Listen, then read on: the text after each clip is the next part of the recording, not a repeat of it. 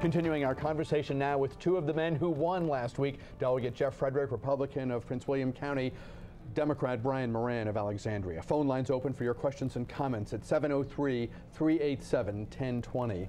What's the national message coming out of last week's balloting? You know, with only the two states, well, Virginia, with Virginia and New Jersey is the only ones to have this off year election, the odd year election.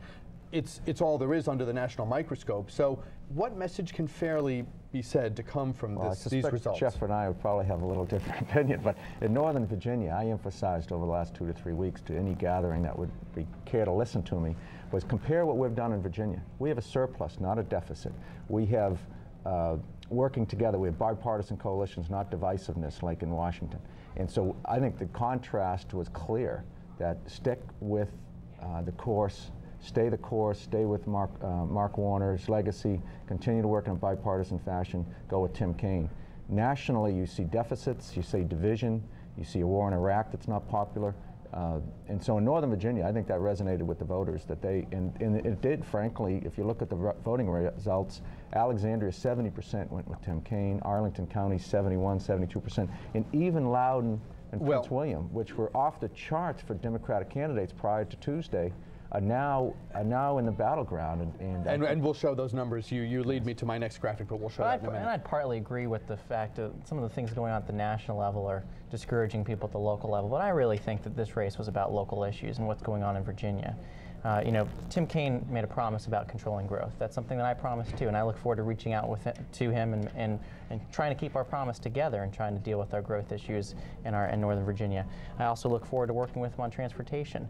But I think that I think the national issues had to deal with some disenchantment, some upset, some anger with Republicans in general. I think that helped.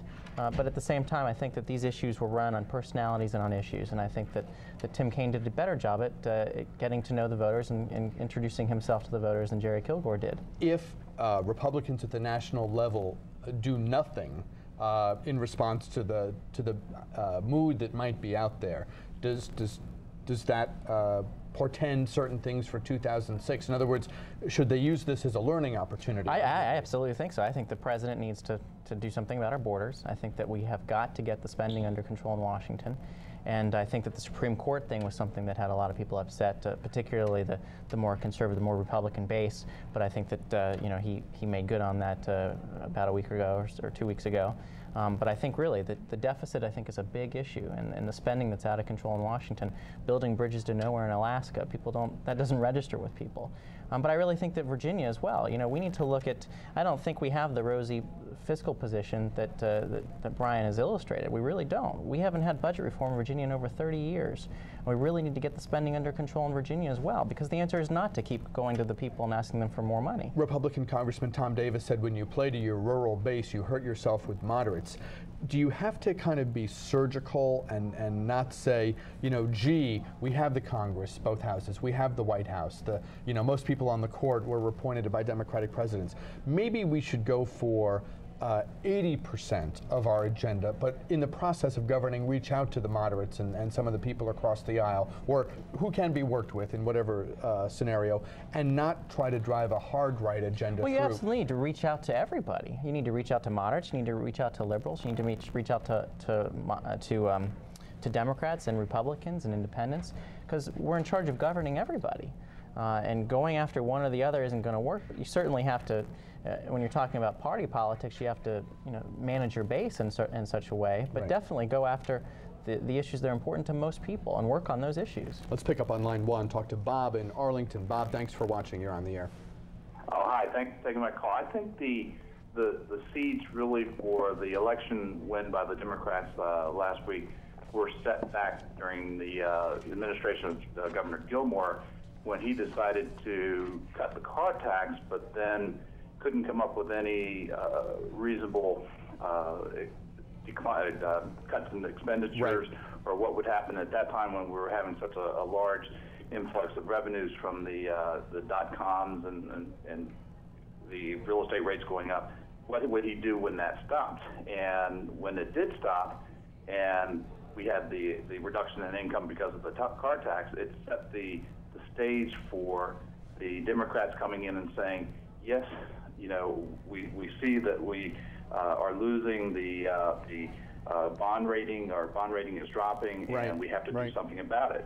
And I think that really set the stage. And I was all for the taxes going up because. Bob, let me jump in because we're almost at the end of our segment, but you make a good point. And, you know, that was one of the things where I think that State Senator Russ Potts, even though he got such a few number of votes. 2%, but you have to respect his campaign. He told, when he said like no free lunch, when he said no free lunch, that resonated. I don't want to put words in your mouth, Bob, but I think that resonated with people who said, yeah, smaller government is fine, but cutting income and not cutting spending, that does not make sense. But there is no free lunch. Virginians are paying a higher tax rate than they ever have paid in the history of Virginia right now. Do you deny that when Jim Gilmore, to pick up on this caller's point, when Jim Gilmore left office, he said we're looking at a $600 million problem, and it ended up being in the multiple billions? I think the problem that we had with Gilmore is that we had Republicans fighting with Republicans, and that had a perception, probably true, that Republicans couldn't govern. And I think that's the biggest problem, and that's the biggest challenge that we face. We had fiscally responsible Virginians fighting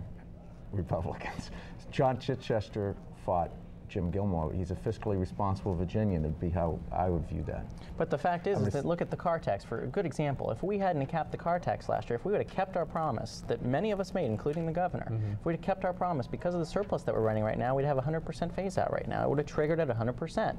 That's a promise that we all made, and we really need to keep our promises. Well, and then we wouldn't have come up with the $800 million we put into transportation. We wouldn't come up with the $150 million that we reduced the food tax. But we're on track for a $3.5 billion surplus right now. That provides us the opportunity now to address transportation, address education, and address tax reform. Eliminate the estate tax. That costs another $300 million. But you can't do that if you'd use it all for the car tax. No, but it's absolutely about priority, and we made a priority in past campaigns that we would get rid of the car tax, and that's something that we need to absolutely keep that promise. His promise was that it would cost $600 million to eliminate, and it's twice that. Well, it could be that. It is twice that, but you know, that's a promise that we made and the money is there. The taxpayers are putting that money into the state treasury, and we need to keep that promise. And it's not going to hurt education, it's not going to hurt mental health services, it's not going to hurt anything because the money's there. When we come back, I want to pick up on a point you made, Brian, about the role of Northern Virginia in this past election and looking ahead to the new General Assembly session, new governor too in January. But we'll pause here, come back with more of our discussion with Brian Moran and Jeff Frederick. Our remaining moments with them, more phone calls from you. Keep it here.